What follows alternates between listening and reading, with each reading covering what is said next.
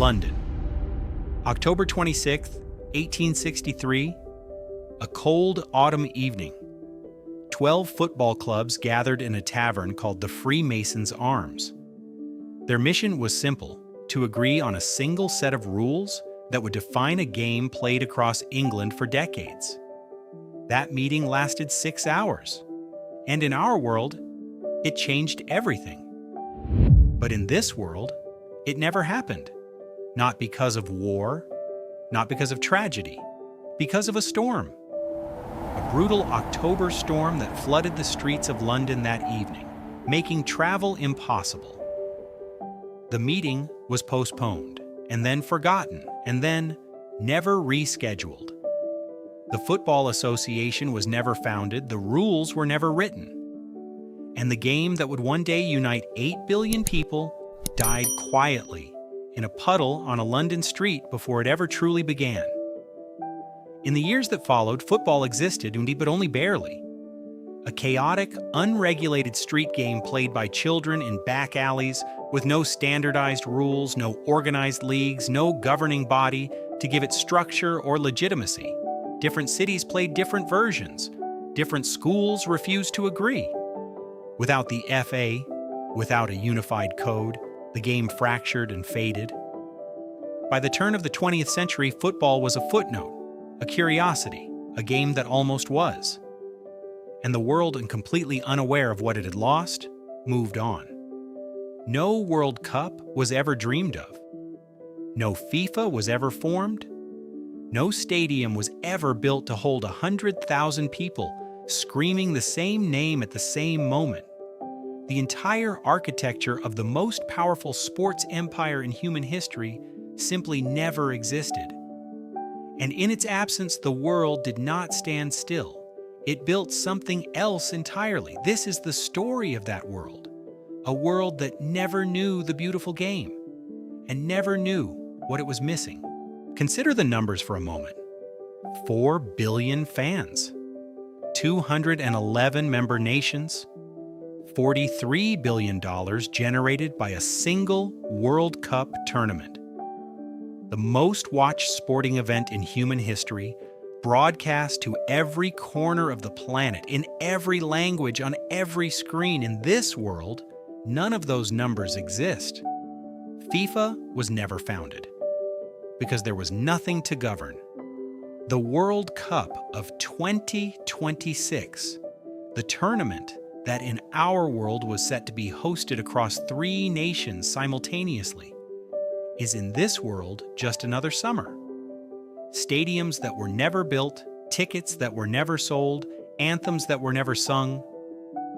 The economic void left behind is almost incomprehensible. Real Madrid is not a football club here. It is a neighborhood in the Spanish capital. Manchester United is a postal district in the north of England. Bayern Munich is a region. Barcelona is just a city by the sea, beautiful, proud, but missing the single institution that in our world made it globally immortal. The sportswear industry never exploded the way it did in ours. Nike built its empire on the feet of football players. Adidas defined generations through football kits. Without the game, both companies remain what they originally were: modest manufacturers of athletic shoes with limited global reach. Entire economies built around football simply do not exist here. In Argentina, the tourism industry, that in our world draws hundreds of thousands of pilgrims to watch Boca Juniors at La Bombonera, gone. In England, the Premier League, that generates more television revenue than the GDP of some nations, never formed. In Qatar, the stadiums built at extraordinary cost to host a World Cup were never commissioned. The money did not disappear, it simply flowed elsewhere. Into other hands, other industries, other games. And those other games, sensing the vacuum, began their own quiet rise to power. Rugby expanded aggressively across Europe and South America.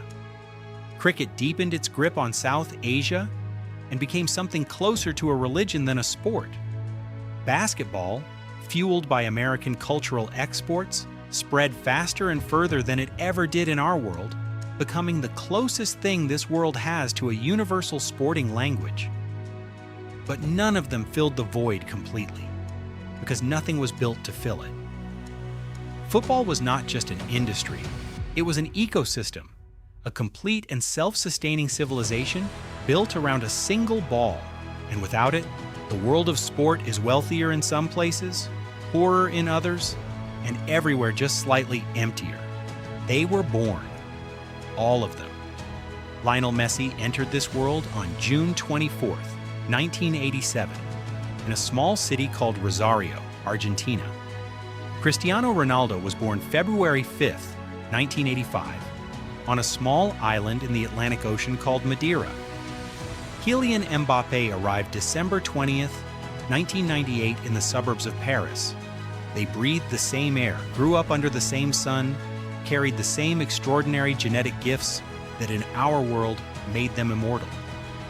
But in this world, nobody ever handed them a football. Messi grew up as a quiet, small boy in Rosario with no professional sport to channel his extraordinary physical intelligence. His gift for reading space, for moving between defenders, for seeing the game 3 seconds before everyone else, had nowhere to go. He became a good student, a careful man.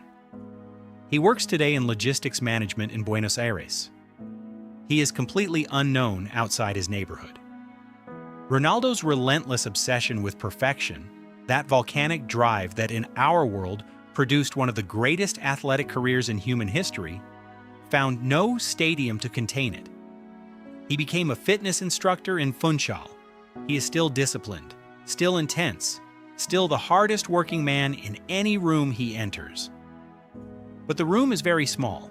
Mbappé's electric speed and instinctive brilliance, the qualities that in our world made him a global icon before his 20th birthday, were never discovered by a scout, never developed by an academy, never broadcast to 4 billion people on a Friday night in Paris. He drives for a delivery company in the suburbs of the city where he was born. And perhaps the most devastating part of this story is not about them. It is about the billions of children who in our world found something through football that they could find nowhere else. A boy in Senegal with nothing, who became a hero to an entire continent. A girl in Japan who discovered her own strength through the game. A teenager in Colombia who found discipline, purpose, and a path out of poverty through a pair of boots and a training ground. In this world, the door never opened. The beautiful game was also the great equalizer. The one arena where a child born with nothing but talent could stand on the same surface as the son of a billionaire and prove, beyond all argument, that he was better. That arena does not exist here. And its absence is felt most deeply not in the empty stadiums, but in the quiet lives of the people who were never given the chance to be extraordinary. There are nations built on land. There are nations built on language. And then there are nations built on something far less tangible, and an idea, a feeling, a shared moment of collective joy that happens 11 times on a grass rectangle and somehow defines an entire people. Brazil is one of those nations. In our world, football is not something Brazilians play. It is something they are.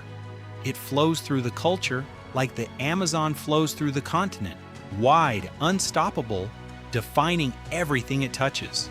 The way they move, the way they celebrate, the colors they wear, the names they give their children. Pelé was not just an athlete in our world. He was the single most recognizable human being on the planet for 2 decades. A boy born in absolute poverty in a small Brazilian town who became, through football alone, a symbol of what human potential looks like when it is given a surface to run on. In this world, that boy grew up. He worked hard. He built a decent life. And absolutely no one outside his town ever heard his name. Without football, Brazil's cultural identity in this world is fractured and searching. The samba is still there. The carnival still explodes every February in bursts of color and rhythm.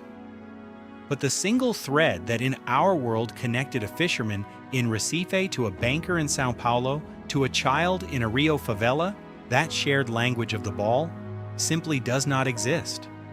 Argentina tells a similar story. In our world, Diego Maradona was not a footballer. He was a national emotion. His 1986 World Cup performance against England, scored just years after the Falklands War, was not sport. It was catharsis. It was an entire nation processing grief and humiliation and pride through 90 minutes of football. None of that happened here. The grief from the Falklands had no stadium to be processed in, no ball to carry it, no moment of collective release that told an entire people, we are still here. We still matter. We can still win. England too carries a particular absence in this world. A nation that invented a game and then spent a century and a half trying to win it has no such narrative here. No 1966. No hurt that never goes away. No collective identity built around glorious failure and stubborn hope. English working-class culture, which in our world was inseparable from football, developed differently here. The Saturday afternoon ritual that for generations meant one thing and one thing only became something else, something quieter, something that never quite filled the same space in the same way. Because football was never just entertainment in these countries. It was the place where a nation went to feel like itself. And without it, these nations are still proud, still complex, still remarkable. But somewhere deep in their cultural DNA, there is a silence where a roar should be. We have walked through this world now. We have seen the empty stadiums that were never built, the heroes that were never discovered, the nations that lost the thread that held them together without ever knowing it existed. And now comes the only question that truly matters. Was football just a game? Think carefully before you answer.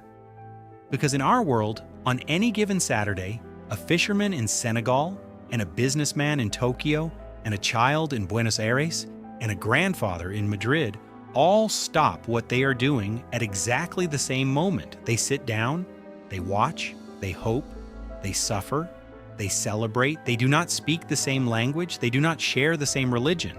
They do not agree on politics or history or the price of bread.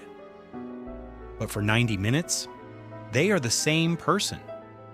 No other institution on earth does that. Not music, not cinema, not religion. Not the United Nations with all its diplomats and declarations and carefully worded resolutions. Only football. A game invented in a tavern in London by men who simply wanted to agree on the rules, accidentally created the only universal language humanity has ever truly spoken. In this world without football, the gaps between people are the same. The differences in culture and language and belief are the same, but the bridge is missing. The moment of shared humanity that crosses every border without a passport simply does not exist. And perhaps that is the most important thing this alternate world teaches us. Not about sport, not about money or stadiums or television rights, but about how fragile the things that connect us truly are. One storm, one canceled meeting, one autumn evening in London where 12 men decided to stay home and 4 billion people never found each other. The ball is small, the pitch is simple, the rules took 6 hours to write. But what they built, without ever intending to, was the closest thing to peace this complicated, divided, beautiful world has ever known. And in this alternate reality, that peace was never possible, because the game was never born. If this journey made you see football differently, not as a sport, but as something far more essential, then share it with someone who needs to hear it. Hit that like button, subscribe to the channel, turn on the notification bell, because the next world we simulate is one that will change the way you see everything. We don't rewrite history, we simulate what could have been. See you in the next world.